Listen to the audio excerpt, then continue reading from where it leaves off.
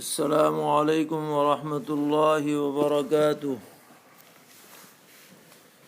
الحمد للہ رب العالمین، اشہد ان لا الہ الا اللہ وحدہ لا شریک لہ، واشہد ان سیدنا ومولانا محمدا عبدہ ورسولہ، صلی اللہ تبارک وتعالی علیہ وعلی آلہ واصحابہ وذریاتہ اجمعین۔ اما بعد فاعوذ باللہ من الشیطان الرجیم، بسم اللہ الرحمن الرحیم۔ یا ایہا الذین آمنوا لا تلہکم اموالکم ولا اولادکم عن ذکر اللہ، ومن يفعل ذلك فأولئك هم الخاسرون۔ صدق اللہ مولانا العلی العظیم۔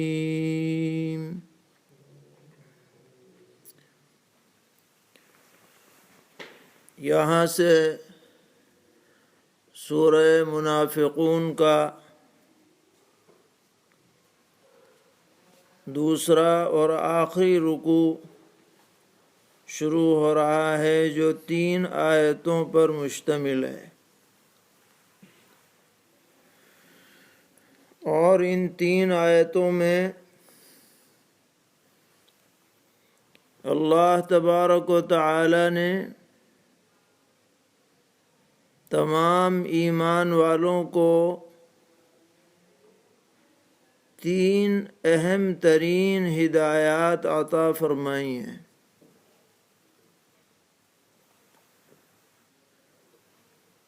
اور یہ تینوں ہدایتیں اس قابل ہیں کہ ہر مسلمان ہر وقت انہیں یاد رکھے۔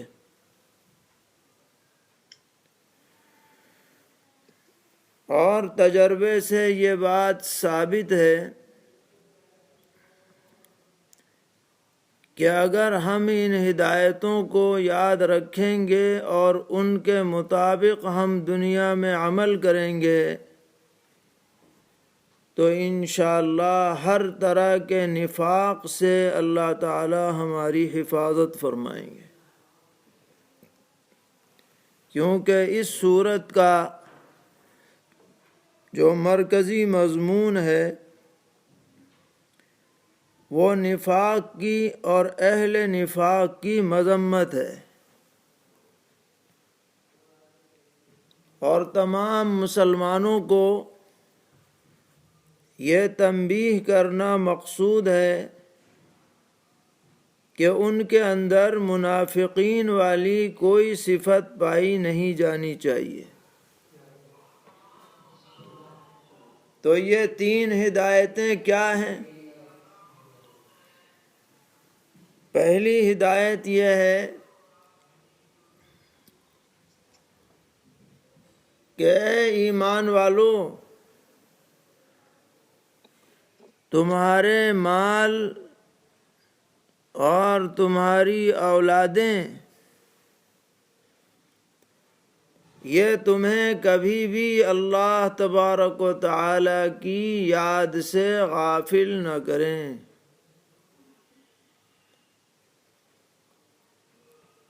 مال اور اولاد کو تو بطور مثال کے ذکر فرمایا، ورنہ حقیقت یہ ہے کہ کوئی بھی چیز ہمیں اللہ کی یاد سے، اللہ کے ذکر سے غافل نہ کرے۔ اور ہماری زندگی شروع سے لے کے آخر تک اللہ تبارک و تعالی کی یاد میں گزرے۔ اب اس یاد کے مختلف پہلو ہیں۔ ایک پہلو تو یہ ہے کہ زبان سے اللہ تعالیٰ کو یاد کیا جائے، اللہ کا ذکر کیا جائے، اللہ کی پاکی بیان کی جائے، اللہ کی حمد و ثنا کی جائے، قرآن پاک کی تلاوت کی جائے، جو قرآن افضل الذکر ہے، یہ بھی ذکر ہے، اور اس کا بھی ہر مسلمان کو اہتمام ہونا چاہیے کہ جو بھی خالی وقت ہو وہ اللہ کے ذکر سے خالی نہ رہ جائے۔ سرور عالم حضرت محمد مصطفیٰ صلی اللہ تعالی علیہ وسلم سے ایک شخص نے سوال کیا کہ حضرت مجھے نصیحت فرمائیے، تو آپ نے ارشاد فرمایا کہ بھائی نصیحت یہ ہے کہ تمہاری زبان ہر وقت اللہ تعالیٰ کے ذکر میں تر بتر رہنی چاہیے، چلتے پھرتے اٹھتے بیٹھتے زبان پر اللہ تعالیٰ کا نام رہے۔ تو ایک ذکر کا مصداق یہ ہے۔ ہمارے اکابر اور مشائخ تربیت فرماتے ہیں اللہ کا ذکر کرنے کی، صبح شام یہ تسبیحیں پڑھو، اتنی مرتبہ دن میں اللہ کا نام لو،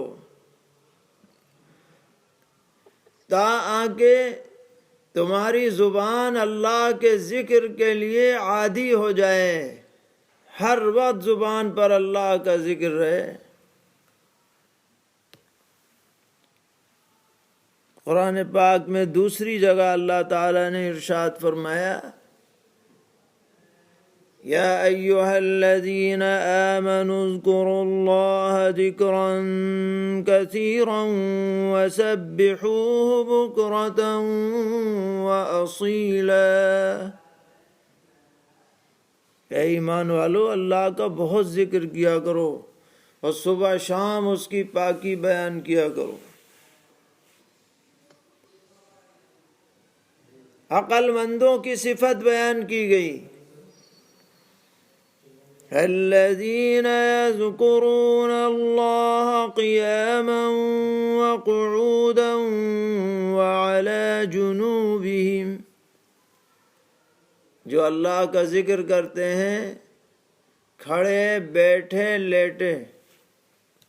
آدمی کی یہی تین حالتیں ہیں، یا تو کھڑا ہوا ہوگا، یا بیٹھا ہوا ہوگا، یا لیٹا ہوا ہوگا۔ فرمایا تینوں حالتوں میں اللہ کا ذکر کرتے ہیں، یہ ہیں عقل مند لوگ۔ تو یہ تو وہ معنی ہے جو عام طور پر سمجھے جاتے ہیں، لیکن ذکر کا صرف یہی مطلب نہیں ہے کہ زبان سے ذکر ہو،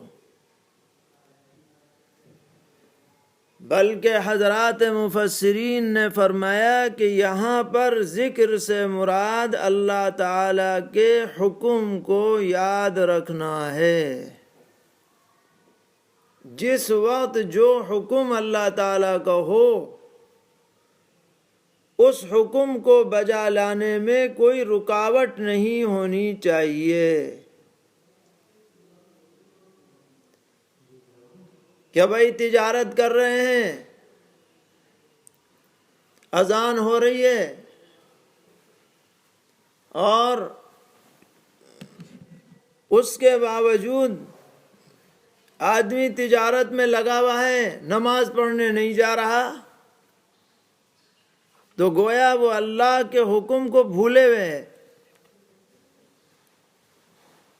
ضروری ہے کہ جب اللہ تعالیٰ کی طرف سے منادی ندا دے حی علی الصلاح حی علی الفلاح، آؤ نماز کی طرف، آؤ کامیابی کی طرف۔ تو اب آدمی سب کام چھوڑ کر کے پہلے اللہ کا حکم بجا لائے۔ یہ بھی اللہ تبارک و تعالیٰ کے ذکر میں، اللہ کی یاد میں یہ بات شامل ہے۔ اسی طرح جس آدمی پر زکوٰۃ فرض ہو جائے وہ صاحب نصاب ہے، اب اس کی طرف اللہ تعالیٰ کا حکم متوجہ ہو گیا کہ تمہیں حساب لگا کر کے زکوٰۃ دینی ہے، اسے آدمی یاد رکھے۔ یہ بھی اللہ کے ذکر میں شامل ہے۔ آدمی تندرست ہے، صحت مند ہے، اور اللہ نے اسے اتنی وسعت دی ہے کہ وہ حج کو جا سکتا ہے، اب حج کا حکم اس کی طرف متوجہ ہو گیا، وہ حج کا فریضہ بجا لائے، یہ بھی اللہ کے ذکر کے اندر شامل ہے۔ حضرت امام حسن بصری رحمۃ اللہ علیہ فرماتے ہیں کہ ذکر خداوندی کے اندر تمام اعمال صالحہ، تمام فرائض، تمام واجبات اس کے اندر داخل ہیں۔ لہذا فرمایا جا رہا ہے کہ مال و دولت میں ایسے مشغول مت رہو کہ اللہ کے فرائض کو بھول جاؤ، واجبات کو بھول جاؤ۔ اللہ نے جو تمہارے اوپر ذمہ داریاں دینی اعتبار سے ضروری قرار دی ہیں ان سے غافل ہو جاؤ، ایسا تمہیں ہرگز نہیں کرنا ہے۔ اللہ نے تمہیں مال دیا ہے، اس لیے نہیں دیا کہ تم دینے والے کو بھول جاؤ۔ اللہ نے تمہیں اولاد عطا کی ہے، اولاد کے کام کاج میں ایسے مشغول مت رہو کہ اللہ کے حکم کو فراموش کر دو، تمہاری یہ شان نہیں ہونی چاہیے۔ اس آیت کے ضمن میں حضرات مفسرین نے فرمایا کہ اس سے یہ بھی پتہ چل رہا ہے کہ نفس مال میں یا اولاد کی ضرورتوں میں لگنا کوئی برا نہیں ہے۔ یعنی ہماری شریعت یہ نہیں کہتی کہ دکانیں بند کر دو، تجارت بند کر دو، فیکٹری بند کر دو، بس اللہ اللہ کرتے رہو، یا یہ ہے کہ اولاد کی طرف متوجہ نہ ہو، ان کو اپنے حال پہ چھوڑ دو، نہ ان کی تربیت کی فکر ہو، نہ تعلیم کی فکر ہو، نہ معاش کی فکر ہو، بس معتکف ہو کے بیٹھ جاؤ مسجد میں یا دین کے راستے میں نکل جاؤ۔ یہ نہیں کہتی شریعت۔ شریعت یہ کہتی ہے کہ مال کماؤ، مال حاصل کرو جائز طریقوں سے، اولاد کے جو تقاضے ہیں ان کو بھی پورا کرو، لیکن ایک بات کا دھیان رکھو کہ یہ مال، یہ اولاد تمہیں اللہ کے حکموں سے غافل نہ کریں، بس بقیہ تم جو چاہے کرو۔ مال زیادہ سے زیادہ کماؤ، حلال طریقے پہ کماؤ، جائز طریقوں سے تم انبار کے انبار لگا دو، کوئی منع نہیں۔ صحابہ کرام رضی اللہ تعالی عنہم نے تجارت فرمائی، خود پیغمبر علیہ السلام نے بعثت سے پہلے تجارت فرمائی، تجارت میں شرکت فرمائی، بڑے بڑے علماء، اکابر اولیاء اللہ نے کاروبار کیے، آج بھی کرنے والے موجود ہیں۔ یہ لوگ صاحب اولاد بھی ہوئے، ان کی ضرورتوں کو بھی انہوں نے پورا کیا، لیکن اللہ کے احکام سے کبھی غافل نہیں رہے۔ اللہ تبارک و تعالی ہمیں ہدایت فرما رہے ہیں کہ خبردار، مال اور اولاد حکم خداوندی سے، اللہ کی یاد سے ہرگز تمہیں غافل نہ کر دیں، اس کی تمہیں پوری طرح پابندی کرنی ہے، اس کا خیال رکھنا ہے۔ اور فرمایا کہ جو ایسا کرے گا وہ بڑے ٹوٹے اور نقصان میں رہے گا، کیونکہ مال و دولت تو آنی جانی چیز ہے، آج ہے کل نہیں۔ کتنے لوگ ایسے ہیں جو منٹوں میں ادھر سے ادھر ہو جاتے ہیں، اور بھئی اگر کام بھی آیا تو کتنا آیا؟ جب تک تمہاری عمر ہوگی جب تک کام آئے گا، مرنے کے بعد تو محض مال کام نہیں آ سکتا جو چھوڑ کے جاؤ گے۔ اس لیے مال میں ایسا لگ جانا کہ آدمی آخرت سے غافل ہو جائے، اللہ کی یاد سے غافل ہو جائے، یہ بہت ہی ٹوٹے اور خسارے کا سودا ہے۔ اسی طرح اولاد اللہ کی بہت بڑی نعمت ہے، ان سے پوچھو جو صاحب اولاد نہیں، لیکن آدمی دن رات اولاد میں لگا رہے اور اللہ کے حکم سے غافل ہو جائے، یہ بہت بڑے ٹوٹے اور نقصان کی بات ہو جائے گی۔ تو ایک تو یہ ہدایت ہے جو یاد رکھنے کی ہے۔ ہمارے وہ تمام احباب جن کو اللہ تعالیٰ نے کاروبار کا موقع عطا فرمایا یا جو صاحب اولاد ہیں، وہ ہمیشہ اس آیت کو بار بار پڑھتے رہا کریں، جس میں یہ حکم دیا گیا ہے کہ یہ سب چیزیں تمہیں اللہ کی یاد سے، اللہ کے حکم سے، اللہ کی نصیحتوں سے ہرگز غافل نہ کریں۔ فرمایا یا ایھا الذین آمنوا لا تلہکم اموالکم ولا اولادکم عن ذکر اللہ۔ اے ایمان والو، تمہیں غافل نہ کر دیں تمہارے مال اور تمہاری اولاد اللہ کی یاد سے، یعنی ایسا بالکل نہ ہو۔ وَمَن يَفْعَلْ ذَلِكَ فَأُولَئِكَ هُمُ الْخَاسِرُونَ۔ اور جو کوئی یہ کام کرے گا تو وہی لوگ ہیں ٹوٹے اور خسارے میں، یعنی اگر غفلت میں پڑ جائے گا، بس دن رات اولاد میں لگا ہوا ہے، مال دولت میں لگا ہوا ہے، 99 کے پھیر میں لگا ہوا ہے، اذانیں ہو رہی ہیں کوئی فکر نہیں، شریعت کے احکام سامنے آ رہے ہیں کوئی فکر نہیں، بس اسی چکر میں ہے، فرمایا بہت بڑے خسارے اور ٹوٹے میں ہے۔ تو ایک تو یہ ہدایت ہوئی،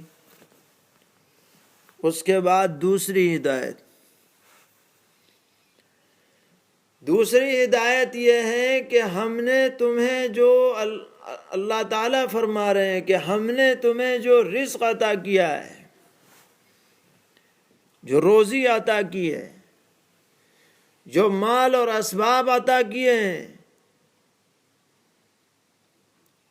جو تمہارے لیے نعمتوں کے دروازے ہم نے کھول دیے ہیں، اس مال و دولت میں سے، اس اللہ کی دی ہوئی روزی میں سے تمہیں اللہ کے راستے میں خرچ بھی کرتے رہنا ہے۔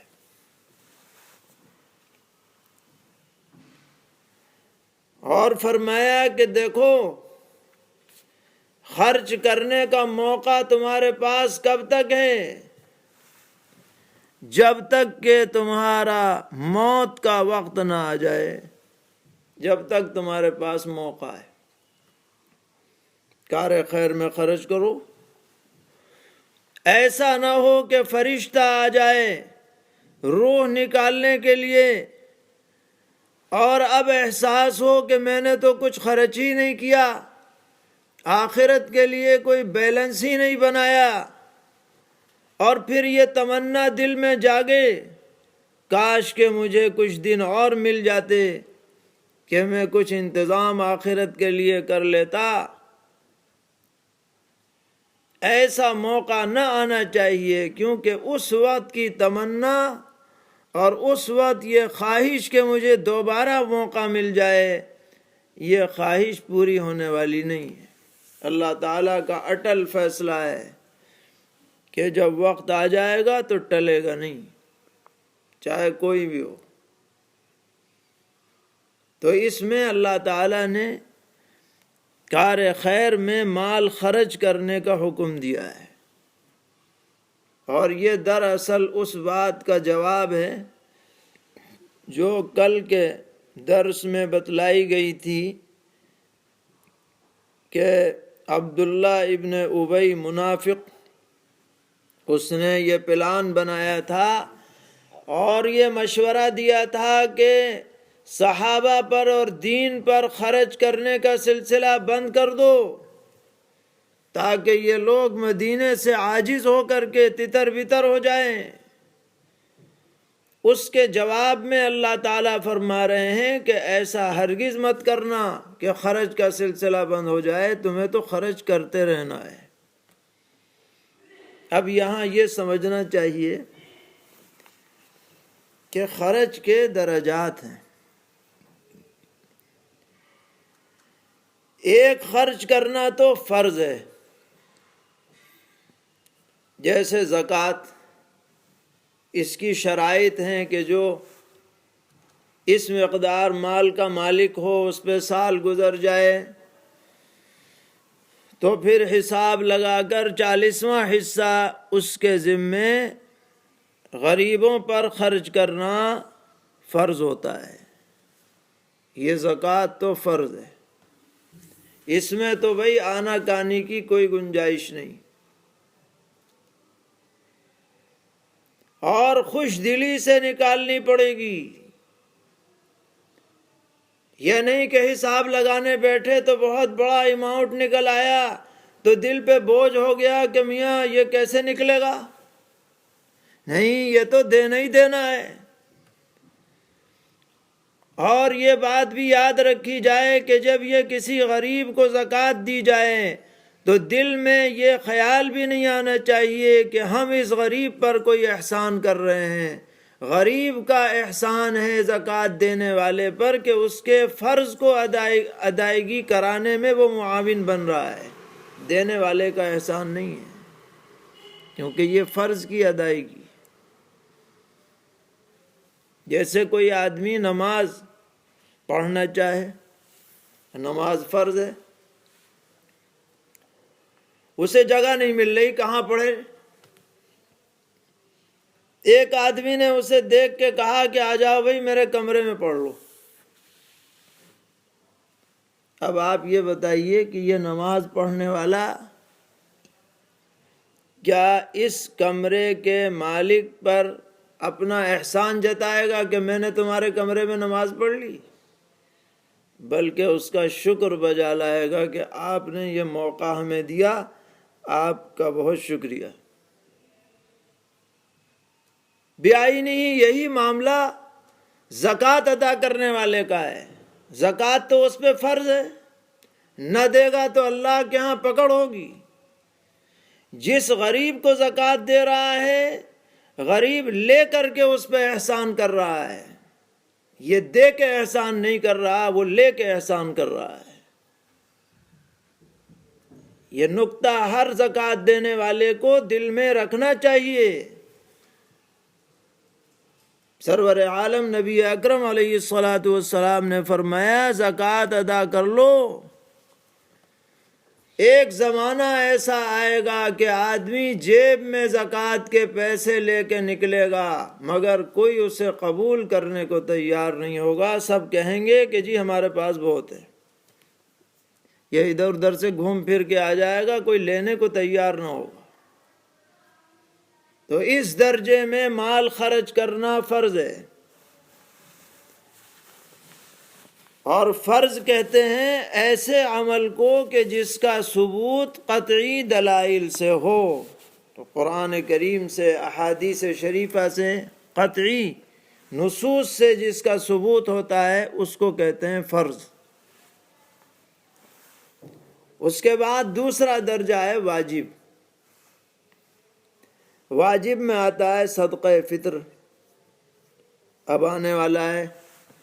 جو بھی آدمی عید کے دن نصاب کے بقدر مال کا مالک ہو، اس پر اپنی طرف سے اور اپنے ماتحتوں کی طرف سے صدقہ فطر نکالنا ضروری ہوتا ہے۔ یہ واجب کے درجے کی چیز ہے۔ اسی طرح قربانی بقرعید کے موقع پر یہ بھی واجب ہے۔ جو بھی صاحب نصاب ہے، چاہے مال کے اوپر سال گزرا ہو یا نہ گزرا ہو، اس پہ قربانی واجب۔ واجب اور فرض عمل کے اعتبار سے ایک درجے میں ہے، دلیل کے اعتبار سے ایک فرض ہے ایک واجب، یعنی تھوڑا سا فرق ثبوت اور نصوص کے اعتبار سے ہے، ورنہ کرنا دونوں کو ہے، چھوڑنا نہیں۔ اس کے بعد تیسرا درجہ ہے، وہ بھی واجب کے درجے کا ہوتا ہے کہ آدمی ان لوگوں پر خرچ کرے جن لوگوں کی ذمہ داری شریعت نے اس پر ڈالی ہے۔ مثلا بیوی کا خرچہ شوہر پر ہے، ضروری چیزیں، کھانے پینے کا، کپڑے کا، رہنے کا۔ اپنے بچوں کا خرچہ، بچیوں کا خرچہ، والدین ضرورت مند ہوں تو ان کا خرچہ، یہ سب درجہ بدرجہ یہ خرچ کرنا واجب ہے، اور یہ بھی موجب اجر و ثواب ہے۔ لوگ یہ سمجھتے ہیں جی گھر پہ خرچ ہو رہا ہے، اس میں کیا ثواب؟ نبی اکرم علیہ الصلاۃ والسلام نے فرمایا وَابْدَأْ بِمَنْ تَعُولُ، جو تمہارے ماتحت ہیں اپنے خرچ کی ابتدا ان سے کرو۔ اور ایک روایت میں ہے کہ سب سے زیادہ اجر و ثواب اس خرچ پر ملتا ہے جو اپنے بچوں ماتحتوں پہ کیا جاتا ہے۔ اس کے بعد درجہ آتا ہے عام خرچے کا، جو صدقات نافلہ میں سے ہیں۔ پڑوسیوں پہ خرچ کرو، رشتہ داروں پہ خرچ کرو، دین کی اشاعت پر خرچ کرو، دین کی بقا پر خرچ کرو۔ لوگ یہ سمجھتے ہیں کہ بس سب جگہ پہ زکوٰۃ ہی زکوٰۃ لگا دو۔ بھئی زکوٰۃ تو تمہیں دینی ہے، زکوٰۃ کے علاوہ مال بھی خرچ کرنا ہے۔ جتنا خرچ کرو گے اتنا ہی تمہارے آخرت میں کام آئے گا۔ اس لیے آدمی کے اعمال نامے میں زکوٰۃ، صدقات واجبہ کے ساتھ ساتھ صدقات نافلہ کا بھی ذخیرہ ہونا چاہیے، اور جن کو اللہ نے وسعت دی ہے وہ صدقہ جاریہ کا بھی ذخیرہ بنا کے جائیں۔ کوئی مسجد بنا دی، کوئی مدرسہ بنایا، کوئی کنواں کھدوایا، کوئی اسپتال بنایا، خلق خدا کی خدمت کے لیے کوئی چیز بنائی، تو درجہ بدرجہ اللہ تعالیٰ ہدایت دے رہے ہیں کہ دیکھو موت سے پہلے پہلے کر جاؤ۔ اس پہ نہ رہو کہ مرنے کے بعد تمہارے بچے کریں گے، فلاں کریں گے، کچھ پتہ نہیں کریں کہ نہ کریں۔ اب موقع ہے تمہارے پاس، اب کر جاؤ، نقد کر کے جاؤ۔ فرمایا وَأَنفِقُوا مِمَّا رَزَقْنَاكُم مِّن قَبْلِ أَن يَأْتِيَ أَحَدَكُمُ الْمَوْتُ فَيَقُولَ رَبِّ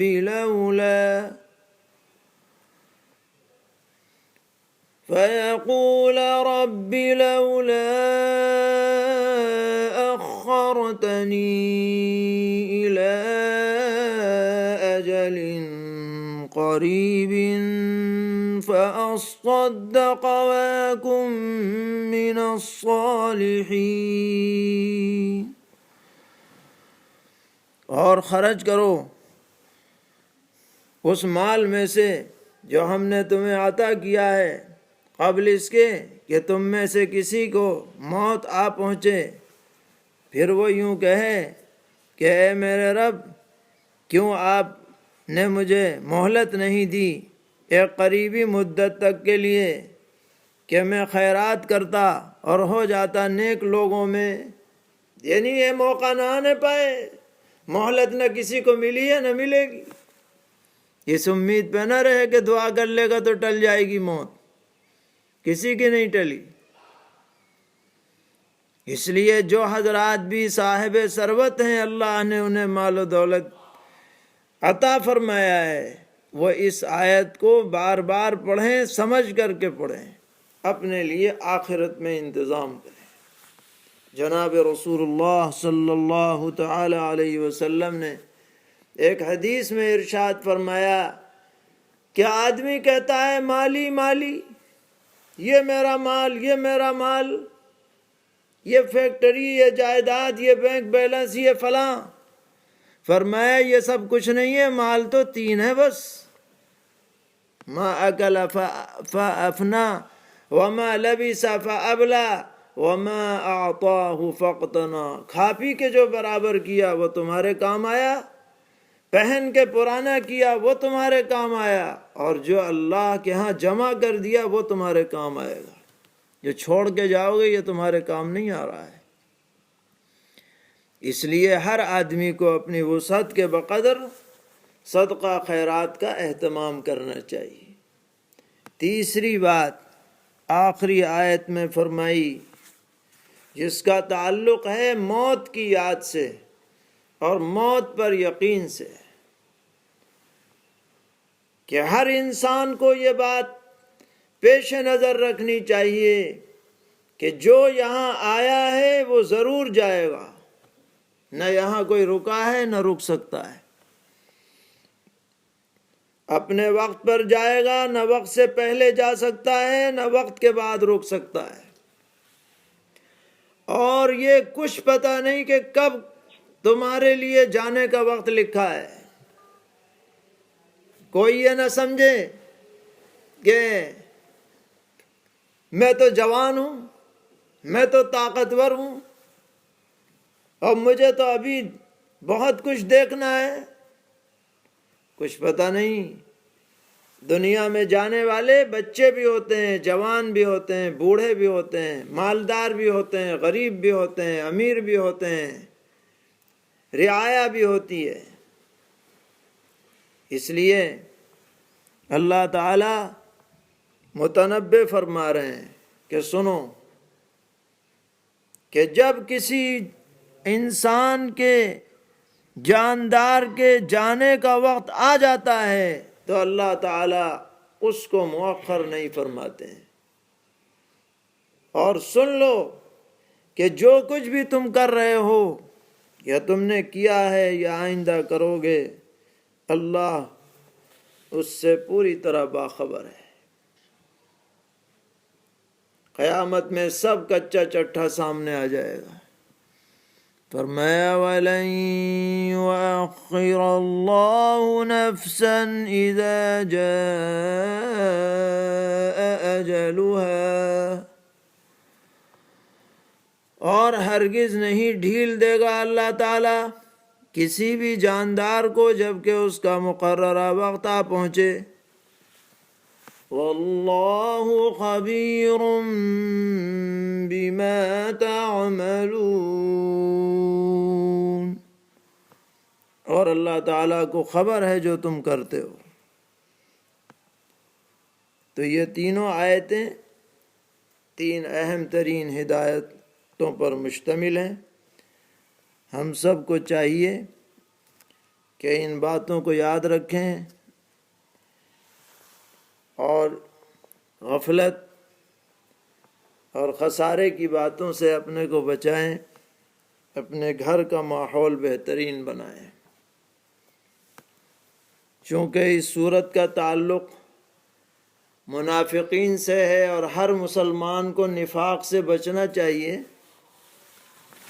تو ایک حدیث آپ کی خدمت میں عرض کی جا رہی ہے، اور اس حدیث پر عمل کرنے کا اس لاک ڈاؤن کے زمانے میں بڑا اچھا موقع ہے۔ حدیث یہ ہے کہ نبی اکرم علیہ الصلاۃ والسلام نے ارشاد فرمایا کہ جو شخص 40 دن اس طرح نماز پڑھے جماعت کے ساتھ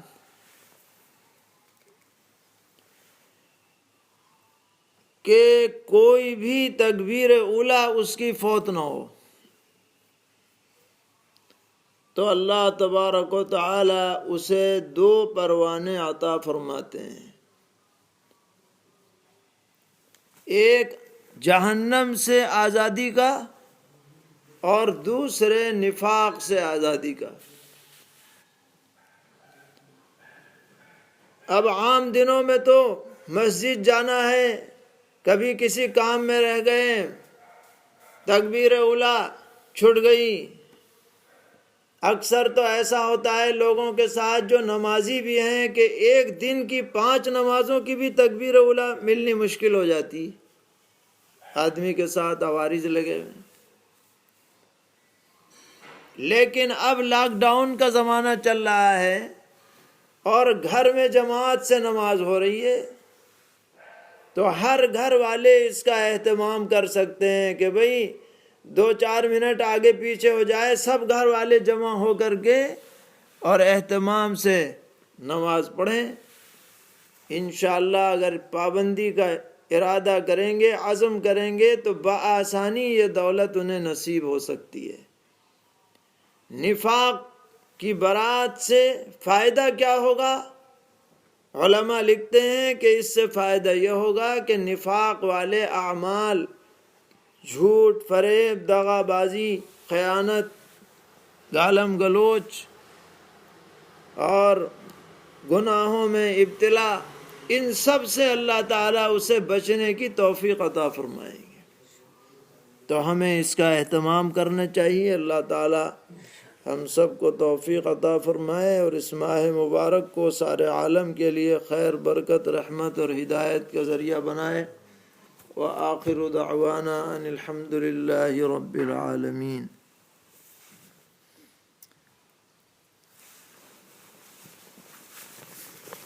اللہم لک الحمد ولک الشکر لا نحصی ثناء علیک انت کما اثنیت علی نفسک فللہ الحمد رب السماوات ورب الارض رب العالمین وله الكبریاء فی السماوات والارض وهو العزیز الحکیم۔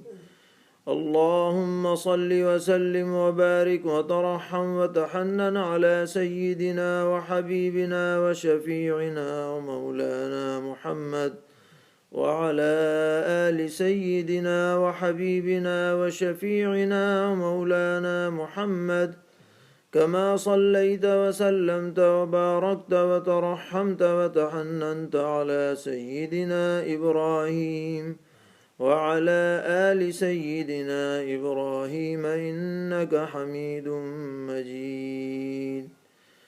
الہ العالمین ہم سب کے گناہوں کو معاف فرما، ہماری غلطیوں سے درگزر فرما، کوتاہیوں سے صرف نظر فرما، عیوب کی ستر پوشی فرما، ہمارے ساتھ ہماری بدعملیوں کے موافق معاملہ مت فرما، بلکہ اپنے کرم اور فضل کے موافق معاملہ فرما۔ الہ العالمین ہر قسم کی وبائی بیماریوں سے پوری امت کی، انسانیت کی حفاظت فرما۔ الہ العالمین جب تک بھی جینا مقدر ہے صحت و عافیت کے ساتھ جینا نصیب فرما، اور جب موت آئے تو حسن خاتمہ عطا فرما۔ الہ العالمین ہر قسم کے موذی مرض سے ہم سب کی حفاظت فرما۔ پروردگار عالم خوف و دہشت کے ماحول کو امن و امان والے ماحول میں مبدل فرما۔ ہم لوگ کمزور اور ناتواں ہیں، ان حالات کا تحمل کرنے سے عاجز ہیں۔ الہ العالمین آپ کی مخلوق ہر جگہ پریشان ہے۔ بے شک ہم مجرم ہیں، گنہگار ہیں، خطا کار ہیں، لیکن آپ غفار ہیں، رحمان ہیں، رحیم ہیں، اپنی مخلوق پر حد سے زیادہ شفقت فرمانے والے ہیں۔ الہ العالمین آپ ہماری خطاؤں کو بخش دیجئے، ہمارے اوپر رحمت اور کرم کی نظر ڈال لیجئے۔ الہ العالمین ظالموں کے ظلم سے ہمیں نجات عطا فرمائیے، عادل اور منصف حکمراں عطا فرمائیے، ہماری مسجدوں کو پھر آباد فرما دیجیے، ہمارے مدارس کی حفاظت فرمائیے، تمام دینی اداروں، جماعتوں، تنظیموں کی حفاظت فرمائیے، ان سے وابستہ افراد کی حفاظت فرمائیے، الہ العالمین جماعت تبلیغ کی حفاظت فرمائیے، اس کی نقل و حرکت کو دوبارہ شروع کرنے کے اسباب پیدا فرمائیے، جو لوگ اس کی وجہ سے مبتلا آزمائش ہیں ان کو نجات عطا فرمائیے، الہ العالمین عزت و عافیت عطا فرمائیے، پروردگار عالم ہمارے تمام بیماروں کو شفا عطا فرمائیے، جو پریشان حال ہیں ان کی پریشانیوں کو دور فرما دیجیے، مصیبت زدوں کی حاجت روائی فرمائیے، ہمارے اساتذہ، والدین، مشائخ، اعزاء، اقرباء، محبین، متعلقین، محسنین، معاونین سب کے لیے خیر کے فیصلے فرمائیے۔ ان دعاؤں کو اپنے حبیب صلی اللہ تعالی علیہ وسلم کے طفیل میں قبول فرما لیجئے۔ وصلی اللہ تعالی علی خیر خلقہ محمد وآلہ وصحبہ اجمعین برحمتک یا ارحم الراحمین۔